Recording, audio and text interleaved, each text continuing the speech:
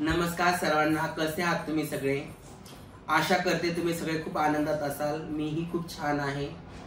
खरं म्हणजे सगळ्यांना अगोदर मी माफी मागते की मागचे 8-15 दिवस व्हिडिओ टाकायला मला जमलेलं नाही, कारण की दिवाळीसाठी गावाला जाणं येणं, मग घरातली कामं, पाहुणे रावळे, ह्या सगळ्या गोष्टींमुळे मला व्हिडिओ टाकायला जमला नाही.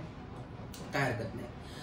आजचा जो आपण टॉपिक घेतलेला आहे की तृतीयपंथी सेक्स वर्क का करतात, हे टॉपिक घेण्यामागचं कारण असं आहे की मी एक व्हिडिओ बघितला युट्यूबला, ज्याला हे टायटल होतं की तृतीयपंथी सेक्स वर्क का करतात. मुळात तृतीयपंथी सेक्स वर्क का करतात हे म्हणणं योग्य ठरेल का?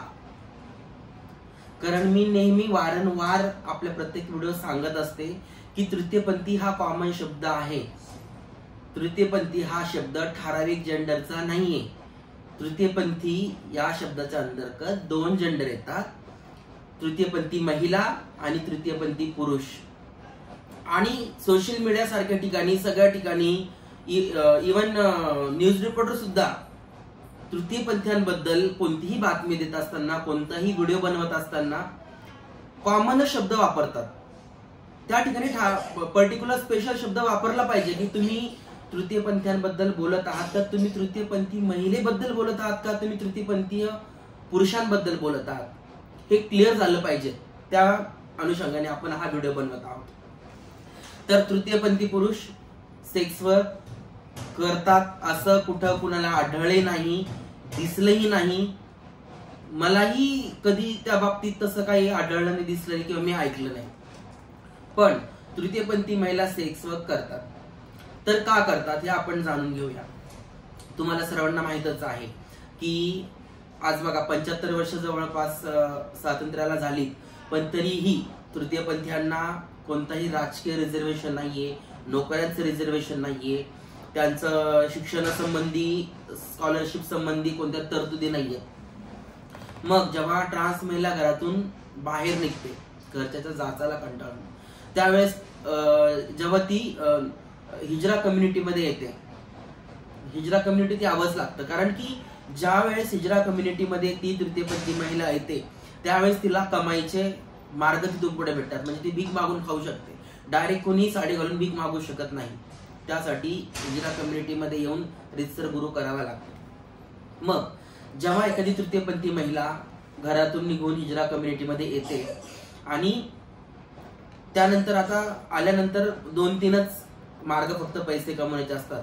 एक तर नाचून कमवायचे, डान्स करून, किंवा मग भीक मागून कमवायचे. तर आता काय होतं, डान्स हा प्रत्येकालाच येत नसतो, ठीक आहे. आणि भीक मागायला जायचं जर म्हटलं तर तुम्हाला माहितीये कोणताही भिकारी असू द्या, भिकारी म्हणजे त्याला इज्जत नसते, बरोबर. जर एखादी तृतीयपंथी महिला दिसायला अतिशय सुंदर असली आणि ती जर भीक मागायला गेली तर तुम्ही विचार करा काय होईल. काय वाटतं तुम्हाला? समजा मी जर भीक मागायला गेले तर लोक माझ्यासोबत काय करते? जर एखादी सुंदर तृतीयपंथी महिला जर भीक मागायला गेली तर लोकांच्यासाठी ती पब्लिक प्रॉपर्टी असेल. लोक तिला कुठेही हात लावतील, तिला छेडतील, तिच्यावर रेप होऊ शकतो, तिला किडनॅप करू शकतात. इतके सगळे धोके एका सुंदर तृतीयपंथी महिलेला जीवन जगत असताना असतात. सौंदर्य खूप चांगलं नाहीये. आणि मग ती सुंदर तृतीयपंथी महिला भीके मागू शकत नाही. आणि जरी तिला नाचता येत नसेल तर मग तिच्याकडे एकच मार्ग असतो, तो म्हणजे सेक्स वर्क करणे.